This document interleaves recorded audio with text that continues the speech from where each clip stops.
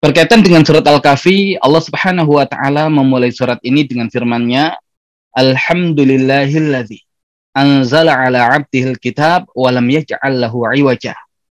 Segala puji bagi Allah yang telah menurunkan Alkitab, yaitu Al-Qur'an, kepada hambanya, yaitu Nabi Muhammad sallallahu alaihi wasallam, wa lam yaj'al lahu 'iwaja, dan tidak menjadikannya bengkok. Ya, tidak ada di dalam Al-Qur'an kebengkokan sedikit pun. Nah, ternyata Allah Subhanahu wa taala memulai surat Al-Kahfi ini dengan kalimat alhamdulillah. Segala puji bagi Allah. Dan kalau kita mengikuti perkembangan tadabbur dan tafsir Al-Qur'an, maka kita akan mendapati fenomena yang ditemukan oleh para ulama bahwasanya surat-surat yang diawali dengan awalan yang sama punya korelasi antara satu surat dengan surat yang lain, sehingga dikatakan surat-surat yang punya awalan yang sama adalah surat-surat yang menjadi satu keluarga.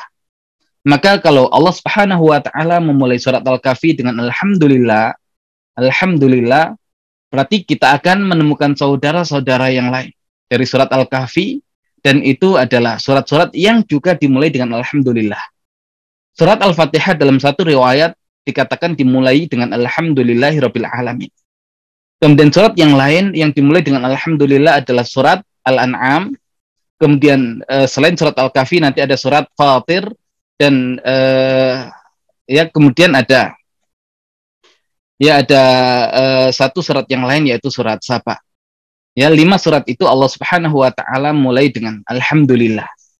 Dan Al-Fatihah yang merupakan ummul kitab itu nanti menjadi intinya, menjadi rangkumannya, dan baru surat-surat yang lain adalah penjelasan dari apa yang ada di dalam surat Al-Fatihah.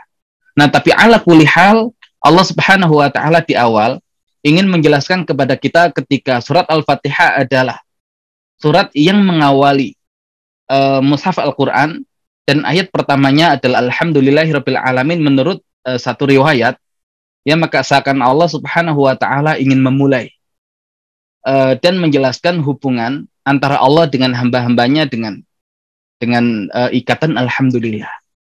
Seakan-akan kalau hamba itu mengenal Allah Subhanahu wa taala, maka yang ada adalah ucapan alhamdulillah yang selalu keluar dari lisannya. Dan ini pula yang nanti diucapkan oleh ahli surga ketika mereka sudah sampai pada tujuannya, yaitu masuk surganya Allah Subhanahu wa taala, maka dikatakan wa akhiru da'wahum alhamdulillahirabbil alamin. Dan akhir doa mereka adalah ucapan alhamdulillahirabbil alamin. Ya, dan berkaitan dengan alhamdulillahirabbil alamin, segala puji bagi Allah Rabb semesta alam. Apa makna dari Rabb semesta alam, ataupun apa makna dari Allah Subhanahu wa taala Ar-Rabb? Ya, maka kita ambil penjelasannya dari perkataan Nabi Musa ketika ditanya oleh manusia yang paling sesat, yaitu Fir'aun. Ketika Fir'aun bertanya kepada Nabi Musa, qala famar rabbukuma ya Musa? Siapa Rabb kalian berdua wahai Musa? Maka jawaban Nabi Musa, qala rabbunal ladzi a'ta kulla syai'in khalqahu tsumma hada. Rabb kami adalah yang memberikan segala sesuatu kepada ciptaannya, tsumma hada, kemudian memberikan petunjuk. Maka ulama menyimpulkan dari perkataan Nabi Musa ini ada 3 kenikmatan. Pertama, nikmatul ijad, nikmat penciptaan, kemudian nikmatul imdad, nikmat curahan pemberian, baru nikmatul hidayah wal irsyad, nikmat petunjuk dan bimbingan. Maka Allah Subhanahu wa taala sebagai Rabb kita semua, dialah yang menciptakan kita semua. Dan ketika Allah Subhanahu wa taala menciptakan kita semua, maka Allah Subhanahu wa taala tidak biarkan kita merasakan kekurangan dalam kehidupan kita, maka Allah berikan curahan banyak pemberian sesuai dengan kebutuhan kita. Dan kemudian Allah tidak biarkan kita terombang-ambing dalam kebingungan. Allah Subhanahu wa taala berikan kita petunjuk dan hidayah. Dan salah satu bentuk petunjuk dan hidayah Allah Subhanahu wa taala adalah Al-Qur'an. Nah, makanya surat Al-Kahfi yang masih punya korelasi dengan surat Al-Fatihah dimulai dengan alhamdulillah, segala puji bagi Allah. Kenapa kita mengucapkan alhamdulillah? Alladzi anzala ala abdihil kitab. Ya, karena Allah Subhanahu wa taala telah menurunkan kepada hambanya, yaitu Rasulullah sallallahu alaihi wasallam, Alkitab, yaitu Al-Qur'an. Dan kalau kita mengetahui bahwasanya Al-Qur'an kita dia berbeda dengan kitab-kitab samawi yang lain.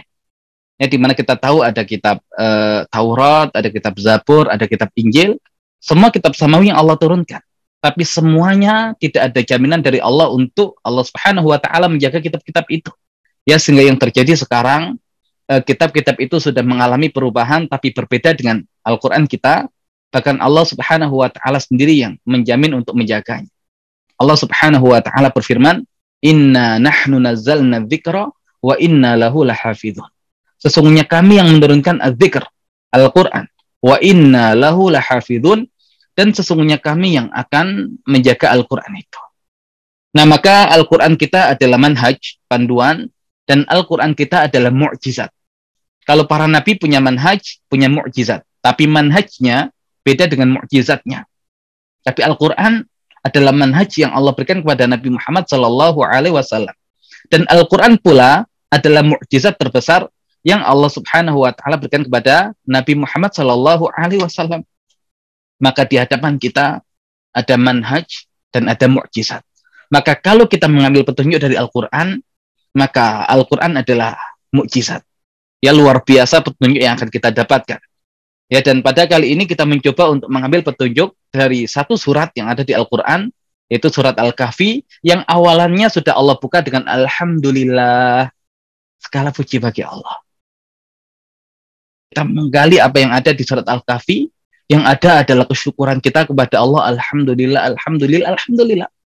Ya, dengan petunjuk yang Allah berikan berupa Al-Quran, dan salah satu petunjuk yang juga bisa kita ambil adalah apa yang Allah sampaikan di dalam surat Al-Kahfi.